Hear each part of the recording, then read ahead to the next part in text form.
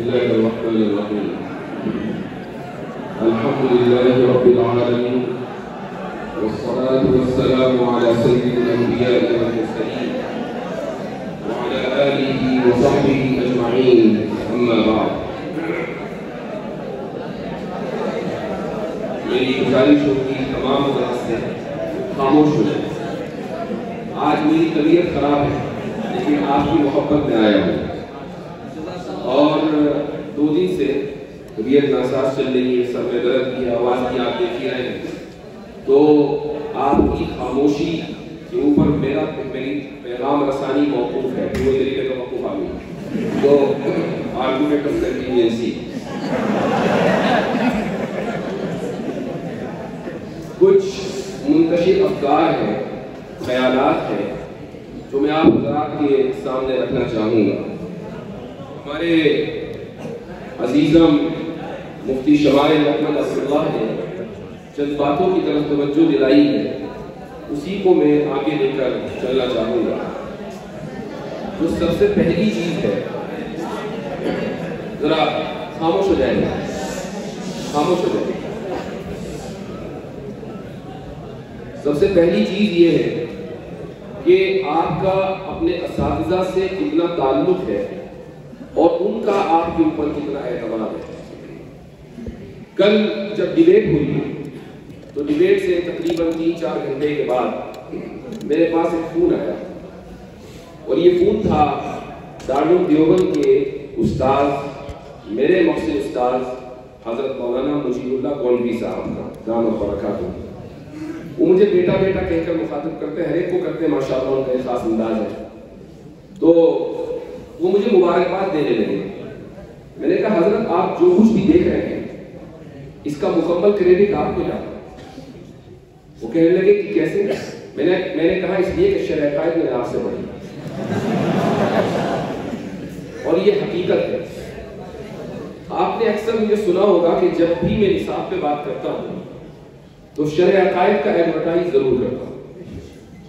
اور شاید امام تفتازانی رحمہ اللہ کو اس وقت یہ اندازہ نہ ہوگا کہ 1000 سال کے بعد کوئی شخص اس کتاب کے تعلق سے اتنی گفتگو کر رہا ہوگا کہ مفتی طارق مسعود صاحب کے پوڈ کاسٹ سے لے کر یہاں تک ہر موقع پر شرع عقائد.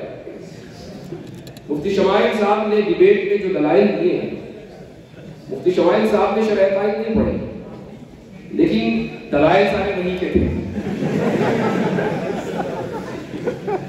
یہ اس لیے آپ کو بتا رہا ہوں کہ اسباب کے درجے میں چیزیں آپ کے پاس مہیا ہیں. بھائی پھر گفتگو کرنا مشکل ہو جائے گا. اسباب بیٹھ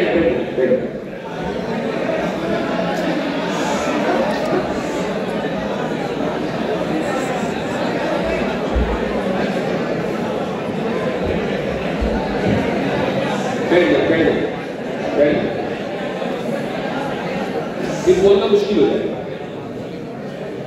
اسباب کے درجے میں چیزیں آپ کے سامنے موجود ہیں، آپ کے لیے مہیا ہیں. میں نے آج ہی کسی سے کہا کہ حضرت نانوتوی رحمہ اللہ نے دلیل توقف کو، اور یہ جو آرگومنٹ آف کنٹینجنسی کل سے بہت مشہور ہوا ہے، کسی کو اس کی توقع نہیں تھی کہ کانسٹیٹیوشن کلب میں کبھی بطلان تسلسل کیا جائے گا اور برہان تطبیق دی جائے گی. یہ سارے کے سارے دلائل آپ اگر ہفتوں میں پڑھتے ہیں اور شرع عقائد آپ نے پڑھی ہے تو آپ کو معلوم ہونے چاہیے. لیکن ہم نے وہ دور بھی دیکھا ہے کہ جب ان دلائل کو، بلکہ آپ تو اس دور سے گزر رہے ہیں کہ جبکہ ان دلائل کو اس لیے پڑھا جاتا ہے کہ امتحان میں نمبر اچھے آ گئے ہیں. اور مجھے افسوس کے ساتھ کہنا پڑتا ہے کہ بہت سے مدارس میں، دارالعلوم دیوبند کی بات نہیں ہے، بہت سے مدارس میں میں نے یہ سنا ہے کہ اساتذہ خود یہ کہہ دیتے ہیں کہ بھئی کتاب بہت مشکل ہے، اب امتحان بھی آ رہا ہے، چلو بھائی وقت گردانی کر لو. تو اگر کل ہم ایک ایسی ڈیبیٹ میں کہ سامنے ایک ملحد تھا، ملحدوں کا بہت بڑا چہرہ تھا، اور آڈینس میں جے این یو کے پروفیسرز اور کہاں کے لوگ یہ سب موجود تھے، اور وہاں دلیل توقف کے جس کو حضرت نانوتوی رحمہ اللہ نے تقریر دلپذیر میں لکھ دیا یعنی آرگیومنٹ آف کنٹینجنسی وہ مفتی شمائل صاحب پیش کر رہے تھے، اور بطلان تسلسل وہ مفتی شمائل صاحب پیش کر رہے تھے۔ یہ تصور نہیں تھا چند سال پہلے تک کہ یہ مباحث اس لیول کے اوپر ڈسکس کیے جائیں گے، لیکن الحمدللہ یہ ہمارے مدارس کا جو نصاب ہے یہ اتنا مضبوط ہے کہ صرف اس کو لسان قوم چاہیے۔ اگر لسان قوم آپ کے پاس آ جائے تو پیغام کے اندر کسی تبدیلی کی کوئی ضرورت نہیں ہے۔ تو سب سے پہلی بات تو یہ ہے کہ اساتذہ کا اعتماد۔ اس موقع پر ایک بات مجھے یاد آئی اور میں تحدیث نعمت کے طور پر کہنا چاہوں گا۔ میں ایک مرتبہ حضرت مفتی سعید پالنپوری رحمہ اللہ کی خدمت میں حاضر تھا۔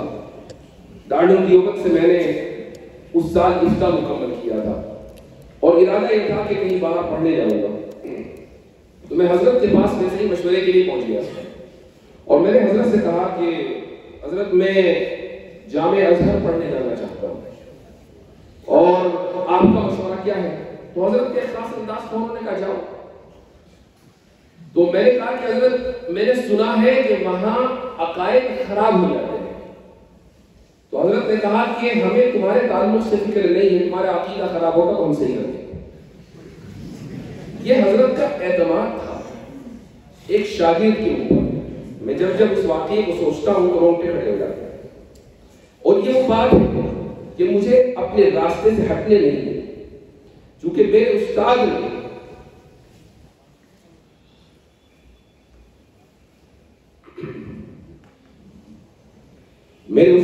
جو اعتماد مجھ کو کیا تھا، اس اعتماد کی لاج رکھنی بہت ضروری ہے، اور انشاءاللہ میں لاج رکھوں، اور آپ حضرات کی دعائیں شامل حال رہیں گی، اور آپ بھی اپنے اساتذہ کی دعاؤں کی لاج رکھیں۔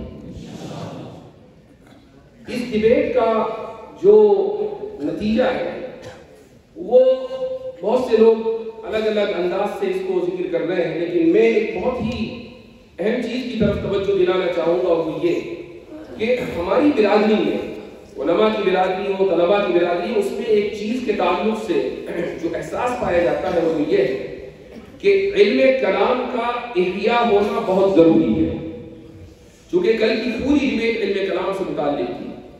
ہم علم کلام کا لفظ پڑھتے ہیں، اس اصطلاح سے واقف ہیں، اور اس فن کی ایک کتاب بھی پڑھ لیتے ہیں، لیکن ہمارے پاس کتابوں کا، خود ہمارے اکابر کی کتابوں کا لکھا ہوا جو ذخیرہ ہے ہم اس سے بالکل ناخبر ہیں۔ میں چند باتیں آپ کے سامنے رکھوں گا، آپ کو حیرت ہوگی کہ ہمارے اکابر کس درجے کے اوپر جا کر سوچ رہے تھے۔ مثال کے طور پر علامہ کشمیری رحمہ اللہ نے ایک کتاب لکھی مرقات الطارم لحدوث العالم، اس پر ایک مقالہ بھی میں نے ابھی جو پچھلے ہفتے سیمینار ہوا تھا اس میں لکھا تھا۔ اس موقع پر مجھے کتاب پڑھنے کا اتفاق ہوا۔ اس میں سب سے پہلی بات تو یہ ہے کہ علامہ کشمیری سے 1928 میں علامہ اقبال مسئلہ زمان و مکان کے بارے میں ڈسکس کر رہے تھے، خط و کتابت کر رہے تھے۔ وہ یہ جاننا چاہتے تھے کہ زمانے کی حقیقت کیا ہے، مکان جس کو ہم انگریزی میں اسپیس کہتے ہیں اس کی حقیقت کیا ہے۔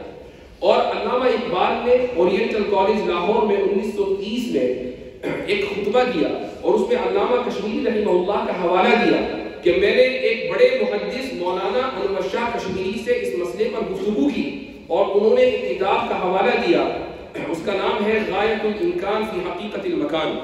تو یہ کتاب علامہ کشمیری نے علامہ اقبال کو بھیجی کہ آپ اس کتاب کو پڑھیں۔ مجھے ایسا لگتا ہے کہ ان حضرات کو سے متاثر ہو کر، ان کی اضطرابی کیفیت سے متاثر ہو کر علامہ کشمیری رحمہ اللہ نے یہ کتاب لکھی۔ یہ کتاب جب میں نے کھولی اور اس کو پڑھنا شروع کیا، پڑھنا آسان نہیں تھا۔ علامہ کشمیری رحمہ اللہ کا انداز بڑا مختلف ہے، لیکن چونکہ دو چار کتابیں ادھر ادھر کی پڑھی ہوئی ہیں تو تھوڑا محنت کر کے 5-6 مرتبہ ایک صفحے کو پڑھ کر کچھ نہ کچھ اندازہ ہو گیا کہ حضرت کیا فرمانا چاہتے ہیں۔ ایک موقع پر حضرت نے اس کتاب کے غالباً صفحہ 17 یا 18 ہے، اس میں ایک بات لکھی ہے۔ اس میں وہ فرماتے ہیں زمانے کے بارے میں گفتگو کرتے ہوئے کہ ہوا بھی نہ لا نحن بھی، زمانہ ہم سے، ہم زمانے سے نہیں۔ اس کا کیا مطلب ہے؟ یہ 3-4 الفاظ انہوں نے لکھ دیے اور آگے بڑھ گئے۔ اس کا کیا مطلب ہے؟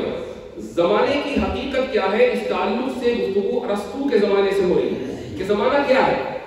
ارسطو نے یہ کہا کہ زمانہ مقدار حرکت کا نام، یعنی حرکت کو ناپنے کا ذریعہ، اور یہ ایک حقیقت مطلقہ ہے جو خارج میں موجود ہے اور قدیم ہے، یعنی زمانے کا کوئی آغاز نہیں ہے، اس کی کوئی انتہا نہیں ہے، ہمیشہ سے ہے اور ہمیشہ رہے گا۔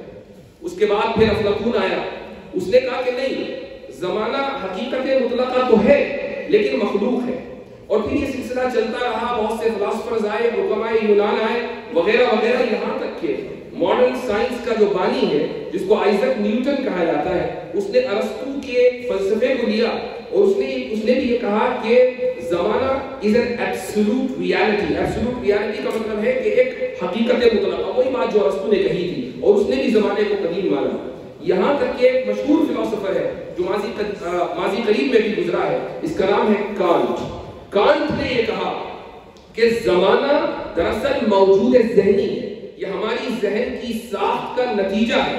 کیا مطلب؟ یعنی زمانہ ہمارے ذہن کی ساخت کا نتیجہ اس لیے ہے تاکہ ہم اپنے تجربات کو مرتب کر سکیں، ورنہ ہم کبھی بھی اپنے تجربات سے استفادہ حاصل نہیں کر پائیں گے اگر زمانہ نہیں ہوگا۔ زمانہ خارج میں موجود نہیں ہے۔ علامہ کشمیری رحمہ اللہ ان تمام مباحث سے واقف تھے، وہ ارسطو کے فلسفے سے واقف تھے، وہ افلاطون کے فلسفے سے واقف تھے، وہ آئزک نیوٹن کی رائے سے واقف تھے، وہ کانٹ کے فلسفے سے واقف تھے، اور یہی وجہ ہے کہ انہوں نے کانٹ کے اس فلسفے کی کو ترجیح دی اور یہ کہا کہ زمانے کے بارے میں کہ الزمان ہوا بھی لا نحن به ہوا بنا، کہ زمانہ ہم سے ہے، یعنی ہمارے ذہن میں ہے، وہ موجود ذہنی ہے، زمانہ خارج میں حقیقت مطلقہ نہیں ہے۔ یہ بات مرقات الطارم میں حضرت علامہ کشمیری رحمہ اللہ فرما رہے ہیں، لیکن اس کے بعد جو انہوں نے ایک جملہ فرمایا وہ ہے کل کی ڈیبیٹ سے متعلق۔ حضرت فرماتے ہیں کہ وَإِذًا لَا مَعْنَى لِإِلْزَامِ تَعَطُّلِ الْفَيْضِ وَنَحْوِهِ۔ اب کیا مطلب ہے اس کا؟ عبارت بظاہر جنہ تھی لیکن اس کے پیچھے وسیع مفاہیم چھپے ہوئے۔ کل جاوید اختر نے اپنی باری میں جب وہ ڈیبیٹ کر رہے تھے تو انہوں نے ایک بات کہی، انہوں نے یہ کہا کہ بھائی خدا اگر ہمیشہ سے ہے تو وہ کائنات بنانے سے پہلے کیا کر رہا تھا؟ یہ سوال آیا تھا۔ اب اس کا جواب کہیں اور نہیں ہے، خود علامہ کشمیری نے ان 3 الفاظ میں دیا، اذن لا معنی لالزام تعطل الفیض ونحوه۔ کیا مطلب ہے اس کا؟ اس کا مطلب یہ ہے کہ اگر زمانہ ہم سے ہے، زمانہ خارج میں حقیقت مطلقہ نہیں ہے، تو پھر یہ اعتراض ہی لازم نہیں آتا کہ زمانے سے پہلے خدا کیا کر رہا تھا، چونکہ زمانہ تو خارج نہیں ہے۔ اب یہ بات 3-4 الفاظ میں حضرت علامہ کشمیری رحمہ اللہ نے اپنی کتاب کے اندر لکھ دی ہے، لیکن یہ ہماری کمی ہے کہ ہم ان مباحث سے واقف نہیں ہیں، ہم ان کتابوں سے واقف نہیں ہیں۔ تو جب میں یہاں طلبہ عزیز سے مخاطب ہوتا ہوں اور ایسا کئی مرتبہ ہوا، تو میری کوشش یہ رہتی ہے کہ میں علم کلام کے احیاء کے تعلق سے طلبہ کی توجہ مبذول کراؤں، اساتذہ کی توجہ مبذول کراؤں۔ یہ وہ کتابیں ہیں کہ جن کو سبقاً درساً ہمیں پڑھنے کی ضرورت ہے۔ اگر یہ کتابیں ہم پڑھیں گے تو دنیا کے کسی بھی فورم پر جا کر ہم گفتگو کر سکتے ہیں، ڈیبیٹ کر سکتے ہیں، مکالمہ کر سکتے ہیں۔ ضروری یہ ہے کہ آپ اپنے اسلاف کی تراث سے جڑیں اور ان کی لکھی ہوئی کتابوں اور ان کی چھوڑی ہوئی تحریرات سے آپ استفادہ کریں، تب جا کر یہ ممکن ہوگا کہ آپ ان فورمز پر جا کر گفتگو کر سکیں گے۔ ایک اور بات کل کی ڈیبیٹ میں آئی تھی اور وہ یہ تھی کہ جب ویسے عام طور سے سوال جواب ہوتا ہے اور خصوصاً جب اتنا ٹینس ماحول ہو، آپ کو اس کا اندازہ نہیں چونکہ ہم اس کمرے میں موجود تھے جہاں 200 افراد تھے اور ماحول بڑا ٹینس تھا۔ ابھی مفتی شمائل صاحب اپنی بات کر رہے تھے، اب یہ تھا کہ بھئی اب جاوید اختر کیا کہیں گے۔ جاوید اختر نے اپنی بات کہی، میرے ذہن میں یہ چل رہا تھا کہ مفتی شمائل کیسے اس کا جواب دیں گے، بہت ٹینس ماحول، ہر ایک آدمی اس سے متاثر تھا۔ اب سوال و جواب کا سیشن شروع ہوا تو بات جینوسائیڈ کے اوپر آ گئی، غزہ میں جو حالات چل رہے ہیں کہ بھئی اللہ تعالیٰ اگر عادل ہے اور اس کی صفت عادل ہے تو پھر آخر وہ ظلم کو روا رکھے ہوئے کیوں ہے، وہ مداخلت کر کے اس ظلم کو کیوں نہیں روک دیتا۔ یہ بات وہاں آئی اور مفتی شمائل صاحب نے جو جواب دیا وہی حقیقی جواب ہے۔ جواب یہ تھا کہ اللہ تعالیٰ الحکیم ہے، وہ العلیم ہے، یعنی اس کی حکمت انلیمیٹڈ، انفینٹ، یعنی غیر محدود ہے اور اس کا علم غیر محدود ہے۔ اگر آپ اس کے ایک ایک فعل جو خود افعال اس کے غیر محدود ہے، ایک ایک فعل کی حکمت کو جاننے کا مطالبہ کریں تو آپ خود اپنے آپ کو العلیم بنانا چاہتے ہیں، جو ممکن نہیں ہے. کیونکہ اگر آپ کے ذہن میں تمام کی تمام غیر محدود حکمتیں آ جائیں تو علم غیر محدود ہو جائے گا، اور پھر آپ بھی الحکیم ہوں گے اور آپ بھی العلیم ہوں گے، یہ ممکن نہیں ہے. تو اس لیے اللہ تعالیٰ کی ہر حکمت کو جاننا ممکن نہیں ہے. تو اللہ کی کوئی نہ کوئی حکمت ہوگی کہ بچے مرتے ہیں، اور وہ ریپ ہوتا ہے، اور نقصان ہوتا ہے، زلزلے آتے ہیں اور طوفان آتے ہیں، اور طرح طرح کی آفات و بلیات و مصائب آتے ہیں. اللہ تعالیٰ کی اس میں حکمتیں ہیں. لیکن یہاں پر ایک بات کا اور اضافہ میں کرنا چاہوں گا. حضرت شاہ صاحب رحمہ اللہ نے حجت اللہ البالغہ میں شروع میں ایک مبحث ذکر کیا ہے، اور یہ ہے حسن اور قبح کا. بالکل شروع میں یہ مبحث آتا ہے. اس میں اشاعرہ کا جو انہوں نے نظریہ پیش کیا ہے وہ یہ ہے کہ اشاعرہ کے نزدیک حسن اور قبح نقلی ہے، عقلی نہیں ہے. کیا مطلب؟ اس کا مطلب یہ ہے کہ اللہ نے جس کام کو حسن قرار دیا، جس کا حکم دیا وہ حسن ہے، اور اللہ نے جس کام سے روکا وہ قبیح ہے، اور اللہ کے کسی بھی فعل میں اور کسی بھی کام میں قبح ممکن نہیں ہے. یہ اشاعرہ کا نقطہ نظر ہے. اب اس نقطہ نظر کو اس سوال کے اوپر فٹ کریں. جب اللہ کا کوئی بھی کام قبیح نہیں ہے، اس کا ہر کام حسن ہے، اور مالک الملک ہے، وہ اپنی ملکیت میں جس طریقے سے چاہے تصرف کرے. آپ لبرلز کو یہ کہیں کہ بھائی تم عورتوں کو ابورشن کی اجازت دیتے ہو، کیوں؟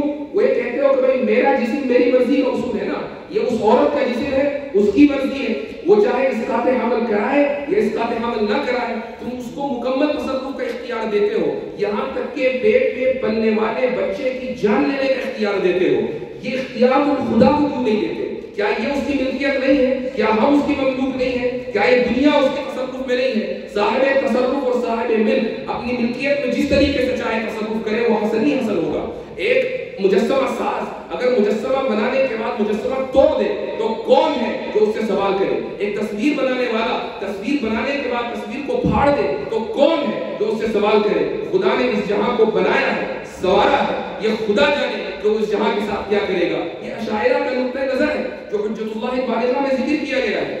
یہ جو یہ سارے مباحث جو آپ کے سامنے میں ذکر کر رہا ہوں اور ڈیبیٹ سے جو کل مکالمہ ہوا ہے اس کا ریفرنس دے رہا ہوں. یہ صرف بتانا مقصد ہے کہ آپ کے پاس وہ تمام مباحث کتابوں میں لکھے ہوئے ہیں. یہ کوئی کتابیں یورپ سے نہیں آئی ہیں کہ جن کو پڑھ کر مفتی شمائل نے کل جوابات دیے تھے. یہ کتابیں کوئی ایسی لائبریریوں میں نہیں ملتی کہ جہاں آپ پہنچ نہ سکیں. یہ ایسی زبانوں میں نہیں لکھی ہوئی ہیں جس کو آپ پڑھ نہ سکیں. یہ آپ ہی کی زبان میں لکھی ہوئی ہے، آپ ہی کی بڑوں کی لکھی ہوئی ہے، آپ ہی کے یہاں دستیاب ہے، اور بہت سو کے یہاں الماری میں رکھی ہوئی ہے. کام صرف اتنا کرنا ہے کہ اٹھانا ہے اور پڑھنا ہے. تو میرے بھائی دوستو، میرا صرف یہی پیغام ہے کہ اپنے آپ کو آپ اپنے اکابر کے منہج سے اور ان کی تراث سے جوڑیں، اور انشاءاللہ آپ دیکھیں گے کہ آپ میں کا ہر ایک شخص مفتی شمائل ہوگا.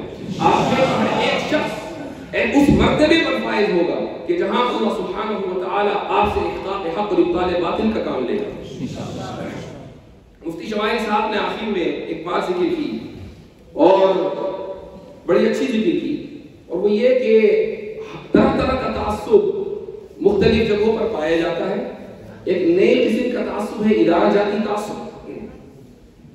مفتی شمائل اگر نہ بھی کہتے تو میں یہ بات ضرور کہتا ہوں کہ کل کے بوسے نے اس تعصب کی دیوار کو ختم کر دیا.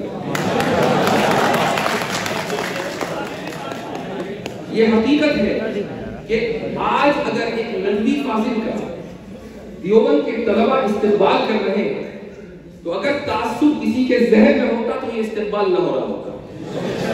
مفتی شمائل صاحب آج کے دن کے ہیرو ہیں، اور نظمے سے پہلے دیوبند آئے ہیں، اور اس کے بعد انشاءاللہ نظمے جائیں گے، اور میں بھی انشاءاللہ شاید جاؤں بھی طے نہیں ہے. آپ کو خبر پڑ جائے گی. وہ مجھ سے نکل گیا، واپس لے کر رجوع کرنا.